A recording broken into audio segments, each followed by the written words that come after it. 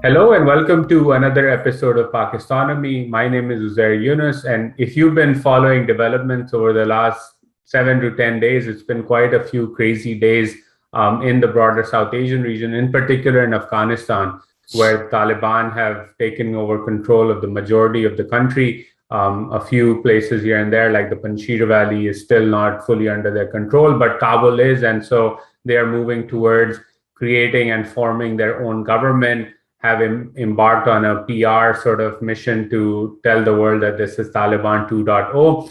But at the same time as all of this is happening, we're seeing tragic scenes out of Kabul airport, refugees flocking the Pakistan border, and a lot of concern within Pakistan about what all of this means for the country. And I'll say up top that many of us, including myself, have had to eat dirt in the last 7 to 10 days because we all thought that the Afghan defense forces will stand and fight, and this won't be as quick of a route as it ended up being. And it's important to acknowledge things when you get them wrong. But to talk about what's going on and what all of this means for Pakistan, I'm joined here by Fahd Humayun. He's a PhD candidate at Yale University, frequently writes on foreign policy, South Asia, and issues in Pakistan for the news. And he recently wrote a very insightful piece for the Monkey Cage blog on the Washington Post about what the situation in Afghanistan means for Pakistan and what the potential fallout of that might be. So I figured that I would invite him and talk to him about everything that's going on in the region and how he sees development. So Fahad, thank you for joining us and welcome to Pakistanomy. Thanks a lot, Uzair. Thank you for having me. I want to begin with your thoughts overall at a macro level in terms of what's happened in Afghanistan. Of course, we had the famous, I think it was a month or so ago, press conference by President Joe Biden here in Washington. And he was asked about, is the Taliban takeover imminent? And he very forcefully said that, no, it's not. Since then, obviously, he's had to sort of walk back those comments. There's been some articles in the media about assessments and intelligence assessments that were made, et cetera, et cetera. How do you see everything that has happened in the last 7 to 10 days? So I think the Americans got it spectacularly wrong, and that's in some ways it's very tragic because I think what we learned in hindsight is that U.S. intelligence reports actually told the executive in Washington that national government, as it was called then, would collapse, that the A and the SF probably wouldn't be able to withstand the Taliban onslaught. Um, and yet there was a lot of confidence in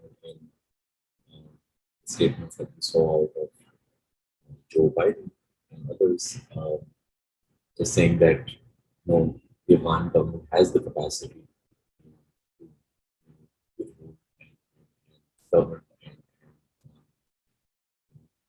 and put up a strong fight against the Taliban. I think one thing that stood out to me from that press conference that Joe Biden did a couple of weeks ago was um,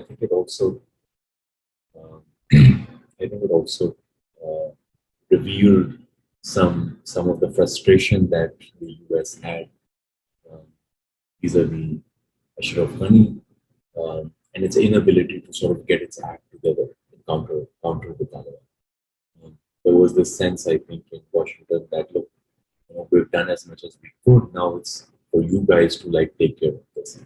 But I think some of that also had its roots in the February 2020 peace deal that the US and the Taliban signed, which for all practical purposes was this exit agreement between superpower on the one hand and this ragtag militia on the other, which the US, I think America's intention to wash its hands of Afghanistan was perhaps more or less uh, clearly signaled in the signing of that agreement. So everything that we've seen since, um, more or less, I think we could have predicted this, given that the U.S. made its intentions very clear back then. I also think that the U.S. um, there's some of the blame about the speed with which Ashraf Ghani's government sort of buckled under its own weight uh, lies at America's doorstep, because in the February 2020 agreement, the U.S., for all practical purposes, cut out Kabul completely. It was a sort of a completely bilateral negotiation between the Taliban and the United States. So the delegitimization of Kabul um, and former President Ashraf Ghani um, again can be traced back to events that go back several years. And so we saw, I agree with you that cutting the Kabul government out of those early negotiations was basically, you're cutting the regime off on its knees and basically signaling to the Taliban that they were essentially the only game in town, essentially, because they were part of the deal. And then the only thing that they honored out of that agreement was that they would not attack U.S. troops. We've seen that them honor that deal even through the Kabul airport evacuation, but everything else was fair play. And I also agree that I think the spectacular blunder of not even having evacuation plans or evacuating people ahead of time as the withdrawal was occurring was just insane. Primarily because in many ways you actually do look at contingency planning and say, well, here's the worst case scenario, and you plan and execute for the worst case scenario, hoping for the best, not just hoping for the best and saying, well, if the worst case scenario pans out, then we will evacuate everyone that we need to. And I think it's just tragic to see and hear reports of people who are stuck on the ground in Kabul trying to get out, fearing for their lives. And it really is, a tragedy that is unfolding in so many ways. And I think the whole idea of like having this political moment that the troops would be back before September 11th, the 20th anniversary of the 9/11 attacks, and that political photo op, so to speak, not a photo op, but a political sort of rhetoric narrative opportunity that was there is gone, right? It's been replaced by the new Saigon type images that have come out of Kabul in particular. I want to switch to then the impact on Pakistan, right? And before sort of we go into like domestic impact, I want to get your thoughts on the impact on Pakistan in the broader international community, in particular, what you see the impact of everything that has happened over the last 10 days on the U.S. Pakistan relationship, because of course there is already a number of articles coming out and views being put out there that Pakistan is to blame for this 20-year fiasco. Much of that analysis is I think that is way off the mark in terms of blaming a country that continues to go to the IMF for the failure of a $1 trillion+ war. How do you see the impact moving forward on U.S.-Pakistan relations, given everything that has happened? I think it's going to be things are going to be difficult. That's not really a surprise, because the Pakistan U.S. relationship on any good day is a difficult relationship. I think we've moved um, a long way away from the heyday of this relationship when Pakistan was sort of officially recognized as a major non-NATO ally and a frontline state in the war on terror. Um, and since then, I think the relationship has deteriorated. For the most part, it's been on life support over the course of the past two U.S. administrations. Um, as you know very well, since President Biden came into power, there was, I think, this anticipation and this hope in Pakistan that there would be a reset in relations, and that with the U.S. finally leaving Afghanistan, or having at least signaled its intention to do so, America might be able to shift the sort of the prism with which it looks at the region, and update its relationship with Pakistan accordingly. Pakistan's frustration throughout this period has been that don't hyphenate us to what's happening next door. I think Pakistani officials under Imran Khan's government have gone a step further and very sort of clearly articulated their desire for a purely bilateral relationship that goes beyond just the sort of security day-to-day that it has come to be known for. And Pakistan has, for the most part, been disappointed because President Biden still hasn't worked in. There's been very little sort of high-level direct contact on the two sides.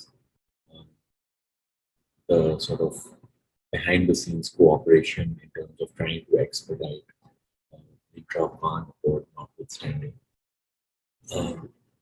And so the NSAs of the two sides have had a couple of conversations. There have been these sort of quieter attempts away from the limelight of media limelight to try and, I think, place the relationship on a more even footing. But what's becoming increasingly evident is that there's very little desire and appetite in Washington right now for investing in the sort of the health and the equity of America's relationship with Islam. That's going to be very disappointing to folks in Pakistan. My own assessment is that if the U.S. if the U.S. sort of turns its back on Afghanistan, which I think is what we're seeing happening in the process, it will do the same to Pakistan and the region. That's not going to bode well for regional stabilization. I think, I see a number of possible pathways towards regional stabilization. One is like following through on orderly, an orderly transition to an inclusive intra-Afghan kind of political dispensation that has that's able to solicit a degree of international legitimacy. I think continued Pak-US cooperation is very important to get to that point. For instance, I think the issue of refugees is going to be huge in the region, not just for Pakistan, but for Iran, to a lesser extent for Turkey. I think American assistance is going to be extremely important in making sure that those refugees aren't being turned away from these countries' borders. That also there's a long-term plan put in place for how these refugees are able to sort of like be housed and sheltered, not to mention that all of this is taking place in the middle of the pandemic. So I think the imperatives for Pakistan and the United States to keep the sort of communication channels open is very much there. But I don't think America is really looking at it that way. And in fact, you mentioned that there have been a couple of cases sort of like casting around for scapegoat, looking at who's to blame. I think we're only seeing the tip of the iceberg there. Because in the coming months, in the coming weeks, as I think as the realization of what has happened settles in Washington. So right now, I think a lot of people are just in shock from the sights and images of what's happening at Kabul airport, the speed with which the American flag was lowered at the U.S. Embassy in Kabul, folded up and put on a plane. I think as this realization sort of sinks in, and we see more analysis in the coming weeks, undoubtedly frustration is going to be directed at Pakistan. The U.S. does see as to blame for its failures in Afghanistan. What do you think that means, though? Like, if frustration is directed, and like that's something I've been thinking about over the last couple of days. Is you rewind to the end of the Afghan-Soviet conflict, and then the Soviets pack up and leave. The Pakistan and the United States had a really good set of relationships at that point in time to sort of force the Soviets into defeat. And it was, much better in shape as a relationship than it is today. But that then was quickly followed by sanctions on Pakistan, right, related to the nuclear program. But still, the relationship took a very quick turn that sort of, Pakistanis still talk about and talk about how the United States abandoned Pakistan when the Mujahideen won in against the Soviets. Now it's not even that kind of a relationship, right? It's clearly been on a rocky path for a long period of time. So help us war game this out. Like, what is it that happens? Is it that the IMF all of a sudden begins to take a much tougher stance because it's not going to because the United States is going to use that as leverage to again, quote unquote, pay back Pakistan? Is it related to FATF? Is it even related to or going down the path of sanctions? Because hey, if sanctions could have happened following the Soviet withdrawal in Afghanistan, when there was still this, sort of celebration, jubilant mode in Washington D.C. about ending the Cold War soon after. What's stopping all of this from happening this time around when clearly there's a lot of anger and frustration that will be directed towards Pakistan? Like, what do you think? What do you think can happen in the next few months? So I think sanctions might be a bit unrealistic. I think the US has also learned that you know what kind of coercive policy instruments are effective, what are cost prohibitive. My sense is that this frustration is just going to translate into indifference, and I don't think that's good for either side, because we've been living with American indifference for many years. And that is, I think, for many Pakistani officials, punishment in itself.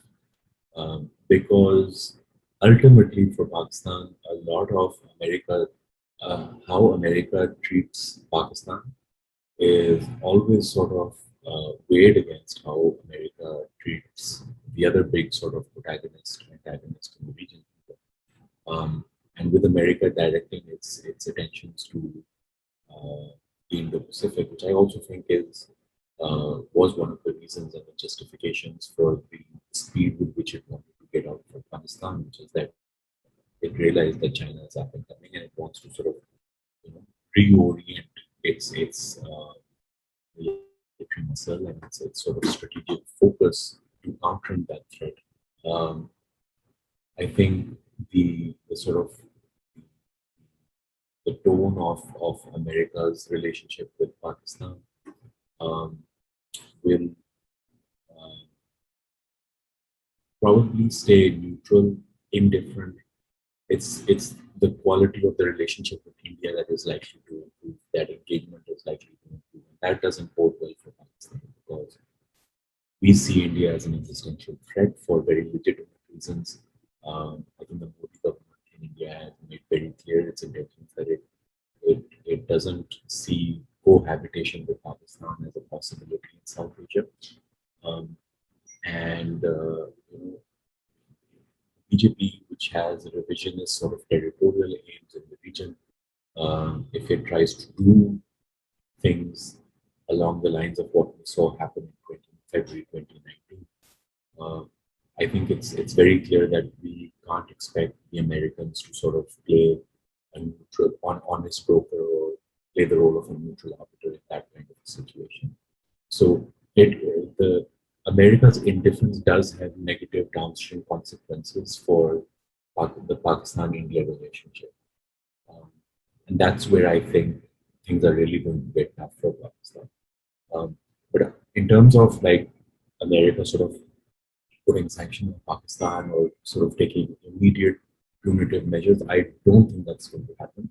Also because I don't think there's really that much of a sort of like policy bandwidth in America right now where people are sitting and thinking about, what's the best way we can punish Pakistan and like teach them a lesson for having messed with us for so long. If you look at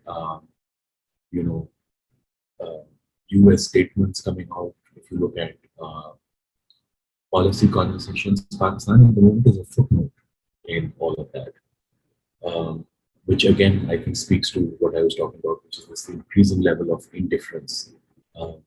not even recognizing that Pakistan is actually a stakeholder in the conflict. After Afghanistan, Pakistan has probably suffered the most.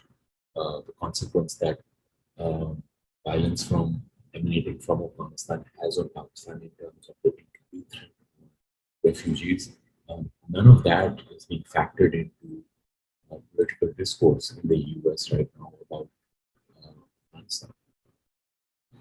So let's jump into then. You mentioned TTP and things, refugees and other impacts, which brings me to your really well-written analysis on what all of this means for Pakistan, particularly domestically, internally. And Monkey Cage and Washington Post is sometimes on a paywall, so the link is below. Many people will be able to read it, many won't. So I would first love for you to sort of explain the 5 big points that you made in that article in terms of what are the things that Pakistan ought to watch out for as this new Afghanistan emerges, and as things change on the ground over there.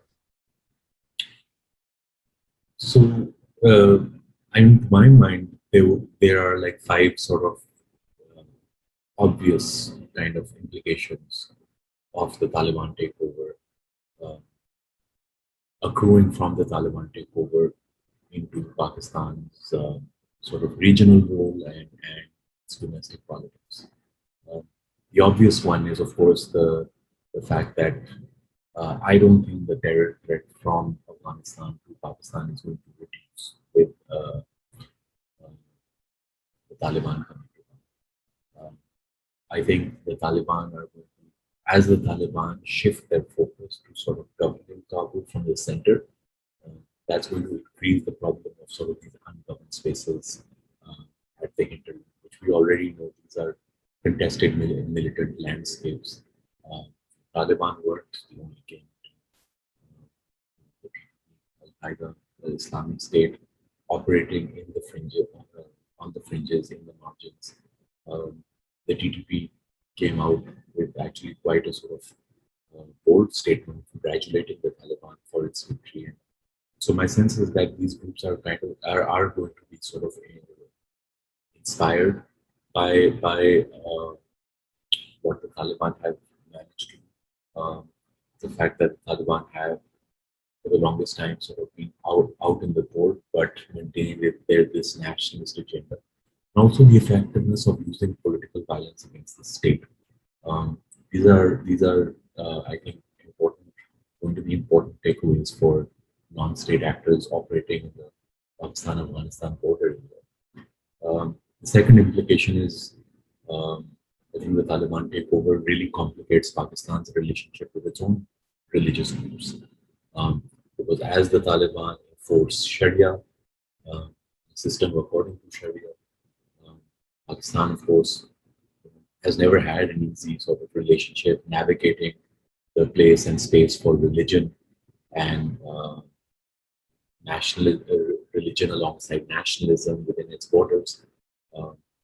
And we've, in the past couple of years, seen the resurgence of groups like the Tariq-e-Labbaik, which have been the street power of which has been very, very sobering. This is a group that also has, I think, growing electoral clout. It's a group that the Pakistani security establishment has actually been struggled to deal with because just given how combustible the situation is. So I think there are serious implications for religious groups in Pakistan which sort of aspire to the kind of like majoritarian ethos of the Taliban and don't really perhaps see the value of Western style democracy. Third implication is for Pakistan's relationship with Washington, which we've spoken a little bit about. That relationship is likely to get even more complicated in the coming days and months. Fourthly, I sort of wrote about how, in my mind, I think this is going to hurt Pakistan's so-called professed pivot towards geoeconomics. That pivot was predicated on this idea that Pakistan could leverage geography, regional connectivity, linking up to its neighbors. And I think that idea was continued on there being a viable sort of partner and administration in Afghanistan that could um, prevent violence from impacting these projects, but also a partner that sort of believed in the value of socio-economic development and an open and integrated market economy, and the benefits of trade, etc. And I think it remains to be seen the extent to which the Taliban are actually going to be like an economically savvy neighbor in the region. There's an attendant issue, which is Pakistan's ability to sort of safeguard Chinese investments in its own country. So with the Dasu attack, for instance, we saw that attacks on Chinese citizens and workers had how it seriously sort of jeopardized Pakistan's conversation with Beijing about the safety and security of China-Pakistan economic. So if the Taliban take over, orders the TPP, which is able to carry out more attacks in Pakistan, which in turn has consequences for the safety and security of Chinese investments, that's not good enough for Pakistan. And then the fifth sort of implication of the Taliban takeover that I wrote about was on the issue of refugees, which I think we've seen some images and headlines of just how complicated that of a question that is for Pakistan, with Pakistan having sort of made clear that it's unable to take in more refugees, that there's something like a total of 3 million documented and undocumented Afghan refugees, if not more, living in Pakistan. And that the state just doesn't have the capacity to take in more. So together, I mean, I think those are just like 5 very broad-based talking points about how the Taliban's takeover is likely to hurt Pakistan. But I think it's important to keep that in perspective, because the sort of popular narrative about what has happened in Afghanistan has been that, oh, this has been a victory, a strategic victory for Pakistan. This is what the security establishment was hankering for all this while. That there's this sort of like gleeful, celebratory atmosphere in Islamabad and around where people are like rubbing their hands together and saying, we've achieved what we wanted to achieve. I really don't think that's accurate at all. I think there's a lot of the mood in Pakistan is very sober right now. I don't think the security establishment is at all ignorant of these implications. And I suspect we've touched on this a little bit, but I suspect the policymakers in Pakistan are aware of just how difficult the road ahead for Pakistan is going to be, and it's bracing itself for the sort of floodgates to open with the international community in Pakistan for what's going on. I also think that the Fawad Chaudhry came out with a statement saying that Pakistan isn't going to recognize the Taliban, and we're going to wait until there's a sort of regional international consensus on the issue of recognizing the Taliban. Again, pointing to just how much of a political lightning rod this has been in the past. In 1996, when Pakistan was one of only 2 or 3 governments in the world to recognize the Taliban, and how Pakistan had to live with the reputational baggage of that for the next 20 years. So I think Pakistan is being very careful and treading very carefully at this point, because it doesn't want to again have to live with the political and the security and the social costs of being a neighbor to a Taliban government that isn't recognized by the rest of the world. I think it also would fully undermine the whole position taken over the last few years by the Pakistani state is it has to be an Afghan-owned, Afghan-led, inclusive government, right? And if you move forward and recognize the Taliban, it basically is going against the stated position of the state, which has been the stated and rightful stated position of the state for a number of years now. Couple of things that stood out to me in these 5 things that I want to dive a bit deeper on, that sort of, have been making me think since I read your article. The first is this TLP versus TTP, or let's say the Barelvi versus the Deobandi schism, and a renewed sort of, fuel on the fire, so to speak, within that schism. Living through the 90s and early 2000s, we all remember how sectarian violence was, all over the map in Pakistan, particularly directed against Shias at that time. But even during the early years of the war on terror, I remember growing up in Karachi, and the entire Sunni Tehreek leadership was blown up at Nishtar Park, if I remember the name of the park correctly. The whole stage was blown up and they were decimated, right? And there was this really ideologically, religiously, sectarian dislike, if I can be more diplomatic about it, between the Deobandi school of thought and the Barelvi school of thought. And essentially what's happened in the last few years in Pakistan, as you rightfully pointed out, is that you have a Barelvi party, ascendant in power, ascendant electorally, ascendant in terms of its street power, but not militant per se, like the Sipai Sahaba Pakistan or the TTP type religious groups in the country that have operated in the country. Now you have the military victory of the Deobandi sort of militant arm in Afghanistan, which emboldens groups like the TTP or in Pakistan. How do you see the very real risk of the fact that you now have a group that has one power through the gun, and another group that views the other one as non-Muslims, essentially, if you read their ideology, but that has electoral and street credentials and has flexed its muscles through that in the last few years? How does that plug into the calculus of the Pakistani state, given that this is going to be something that is going to dominate headlines, at least in my view, for the next few years now? Yeah. It's a big, I think, anxiety for the Pakistanis, which I think they're cognizant of. The TLP is banned, which in some ways is there's an additional risk there, which is that because it's banned, it's sort of popular appeal, therefore is going to be very hard to achieve. And sorry to interrupt, I'll say they're nominally banned because on 14th August in Karachi, they took out a huge Independence Day rally and nobody stopped them. So they're able to still do some of those things.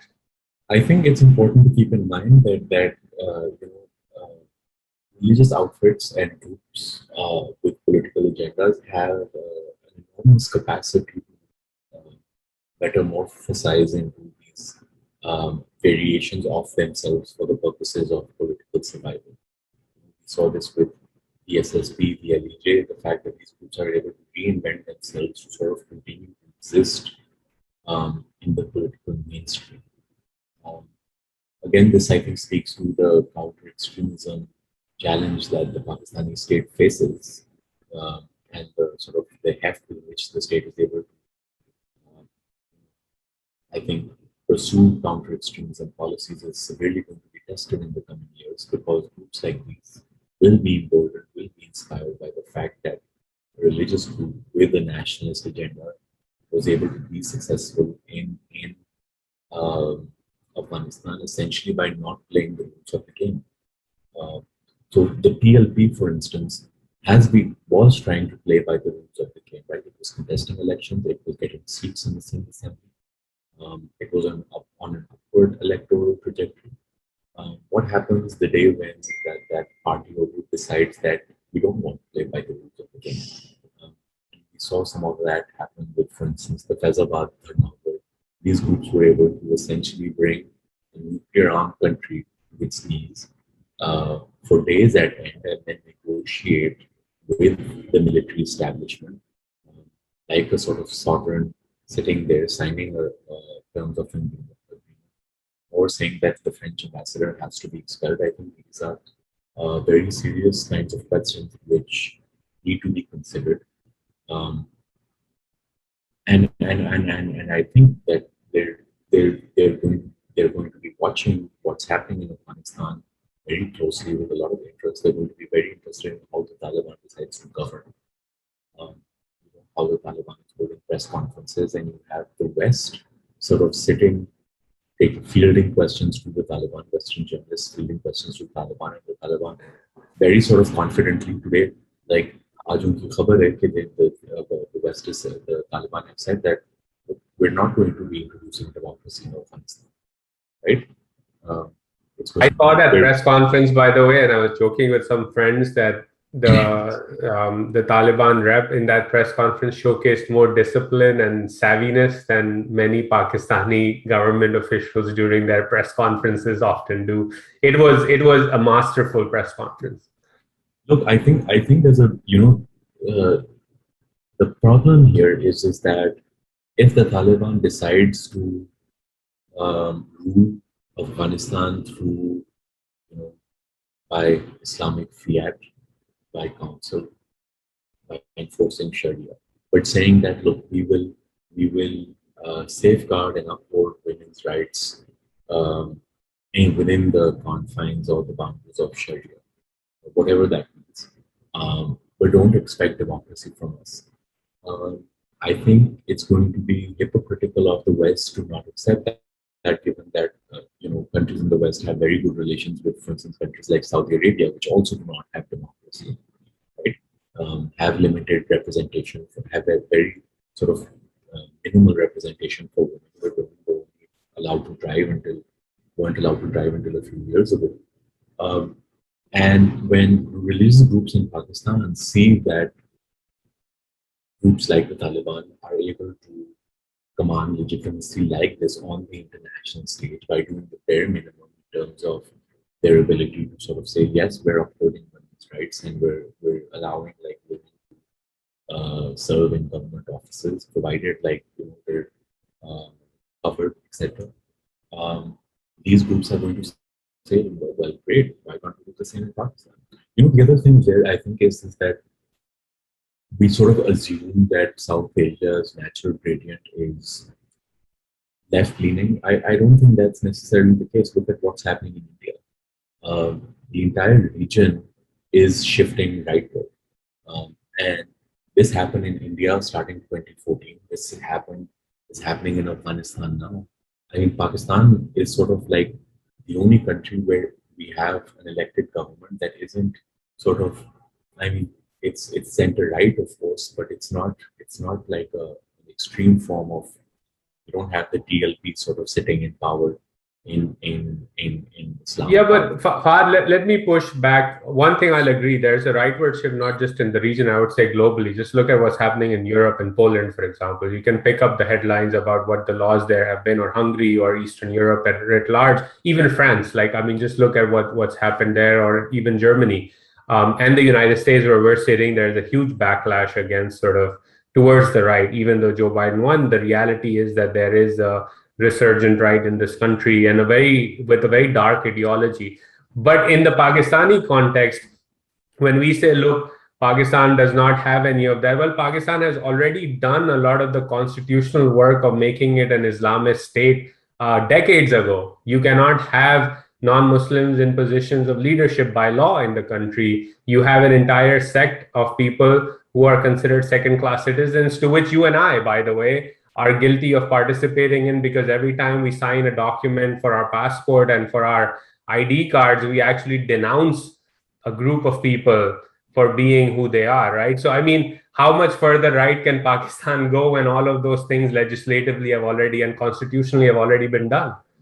And you have Riyasat-e-Madina. I mean, as flawed as that, the PR of that might have been great, but it is a rightward tilt towards creating a Riyasat that goes back centuries in its ideology.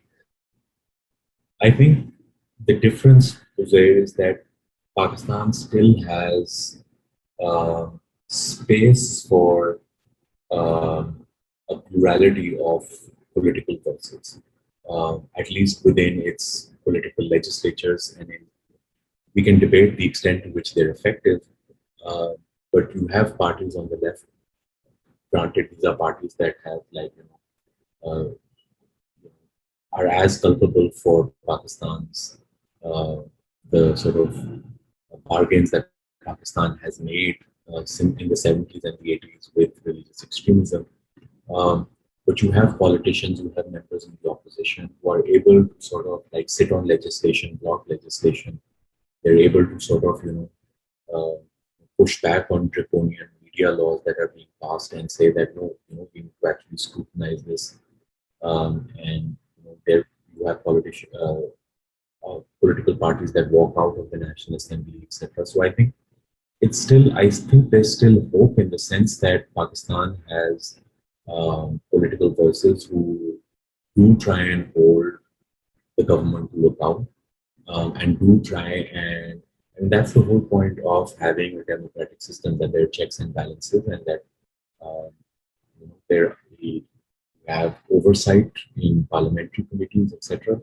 Again, I think this is getting to perhaps a bigger debate about Pakistan's uh, sort of the how institutionalized Pakistan is as a democratic polity, and given the fact that a lot of these decisions are, of course, taken in by leaders, by unelected leaders in Pakistan. Um, but I mean, my sense is that there is still hope in Pakistan, with particularly with regard to um, the maturity of democratic institutions and the, the the extent to which I think political actors recognize these institutions as normatively important for the continued health of the federation system. Um, so I think that's one positive. The question though then becomes is, well, that's all great, but can this sort of can Pakistan Democrats be a vanguard to a growing wave of religious extremism, um, and intolerance in the country? That's a question that I don't know if we have an answer to that. We have a former Prime Minister, Benazir Bhutto, who lost her life to religious extremism. Um, so I think it's going to take a lot of bravery from those who are in positions of power who can hold the system to account. Um, but it's not going to be easy, particularly what's happening in Afghanistan. No, fully agree, and I think we often deride our politicians and our civil society leaders. Sometimes, can I just say one more thing, which is that on this point, I think the role in Afghanistan right now of political voices like Abdullah Abdullah's and Hamid Karzai's is going to be extremely crucial. Because just as a parallel to what we were talking about in Pakistan, I think the fact that these political figures stayed back in the country when Ashraf Ghani fled, the fact that they've said that, look, along with the likes of Hikmat Yar, who isn't by any means a centrist, but we're going to try and sit down with the Taliban and see whether we can negotiate an inclusive intra-Afghan settlement. I think is very important, and it's going to be even more important for figures like Abdullah, as well as former, Ashraf Ghani's former cabinet members who are including the women working in who have been in power. I don't know how much political space they're going to be afforded, but these are going to be important political voices in Afghanistan. Which, my hope is that the Taliban allows these political voices space. But again, these are going to be the counterweight to the Taliban's more sort of extremist tendencies. And I think there's two big sort of combination of carrot and sticks that are hanging over, right? That have so far gotten the Taliban, at least in my view, to play nice, at least for a short period of time already. Which, number one, is they need international legitimacy, and their Pakistan stated position of saying we're not going to recognize the regime until the rest of the region follows is good, because it keeps the door closed towards Taliban sort of doing things on their own and moving towards a path that they otherwise would want to, perhaps, right? One could argue. And I think the second sort of carrot or stick hanging over is that The IMF has blocked Afghanistan's $9 billion or so in reserves. I think in terms of liquid reserves that the Taliban currently have access to, it's a few $100 million, if even that, which means that if you do not reach a political settlement and have an inclusive political process moving forward, where the likes of Abdullah and Hamid Karzai say, you know what, we've made progress, we've achieved some goals in terms of finding a path forward with the Taliban, then that money does not get released, which is terrible which is going to be terrible even more so for the Afghan people. It will be terrible in a second order effect for Pakistan because the refugee flow, the impact of potential inflation and the devaluation of the Afghan currency, and the economic crisis that will follow as a result of that. But that is a big sort of deterrent for the Taliban as well, because you would not want to be in a position where you do not have the money as a government coming to power to do the things that you want to do to maintain stability. It will make a lot of people go sour on your regime very quickly. So I think we definitely have that. And you know, I think the Taliban recognize that. I think the going back to February 2020, if you open the statement that the Taliban signed with the U.S., there's a recognition on the Taliban's part of the importance of recognition. And I think the Taliban, having fought an insurgency and having been out in the cold for so many years, realizes just how dependent the Afghan economy has become on international systems, on international aid. So I think something like 21% of the Afghan economy, of the gross national income of Afghanistan, is the equivalent of that is coming through the form of international aid right now. What happens when that dries up? I think the Taliban want to be able to demonstrate that they're able to run a solvent economy at the bare minimum. And they're going to do what it takes to be able to demonstrate that. So there are a lot of these questions swirling around international analysis right now, which is, all this cheap talk on the part of the Taliban. They're not really going to uphold women's rights. They're not really right constitutional freedoms. But I think that the level of pragmatism within the Taliban has yet to sort of show itself. And I think I hope for the sake of the women and the minorities that are living in Afghanistan that we're right, that the Taliban actually have to take these steps to say that yes, we're abiding by our obligations as a member of the Committee of Nations, and we want to remain integrated with the world economy. Countries like Germany, for instance, have already said that if that they're not going to send more aid to the Taliban.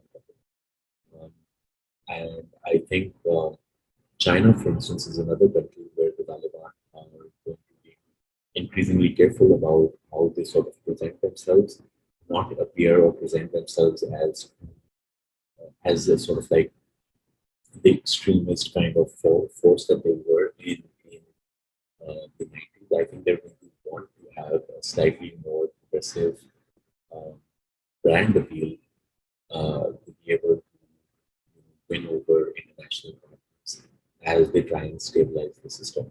Now, is that to sort of absolve the Taliban of their more heinous domestic sort of the actions that they take, conducting night raids, for instance, in Kabul, and delivering harsh punishments for what they see as transgression? Not really. I think the Taliban will continue that. But again, I think there's a moral reckoning for the international community in all of this, which is that the Saudis were able to get away with Jamal Khashoggi, and Saudi Arabia's relationship with most of its with the rest of the world hasn't really suffered as a result of that. So I think the international community is also going to think long and hard about where it draws the line in the sand, what it tolerates and what it doesn't, with regard to the Taliban. Well, as they say, the strong do as they must and the weak must suffer. And I think it's a similar situation. There's a lot of hypocrisy coming out of the Western countries as well, right? The reports of like the Swedes and the Dutch just packing up and leaving without so much as informing the Afghan workers at the embassy who worked for them is just shocking and awful things to do. At least meanwhile, Pakistan, despite everything that was targeted towards it in the last few days of the Ghani government, on social media in particular, has opened its doors to Afghan refugees, has flown out people seeking refuge. The embassy is doing a phenomenal job trying to get visas to those who need it and flying them out and getting them a way forward so that they can be secure and safe. I think those are things that often we, and many occasions, like rightfully, talk bad things about our civil servants and people who are on the front lines and doing things, or political leaders, etc. But so far, like the position taken by Pakistan from a macro and a micro level in terms of helping the Afghans as they can has been great and has been far better than some of the Western countries and their approach in terms of evacuating or even helping Afghans who worked for them for years, and just abandoning them is disgraceful. I know we're running out of time. And before I let you go, one, this was a fantastic conversation. There's a lot more to talk about in the coming days over what happens. So would love to see you continue sharing your analysis, written and coming back on the podcast, as well as things shape up in Afghanistan. But before I let you go, what are a couple of books that have inspired you that you would recommend listeners and viewers pick up and read? Can be any topic, up to you. That's a hard question.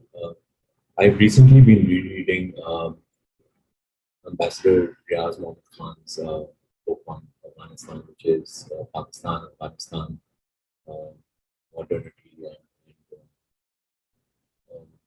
I think that's a fantastic book. It was written, after the sort of Geneva Accords and the experience that Afghanistan had, the Soviet pullout. But I think so much of it is just prescient in terms of how it foreshadows exactly what's happening today. Another very good book, I think, is Zahid Hussein's No in War, which I've had a chance to read. Also Afghanistan related, but I think very well written, particularly, I think, documenting just how difficult the Pak-US relationship has been in the shadow of the war in Afghanistan.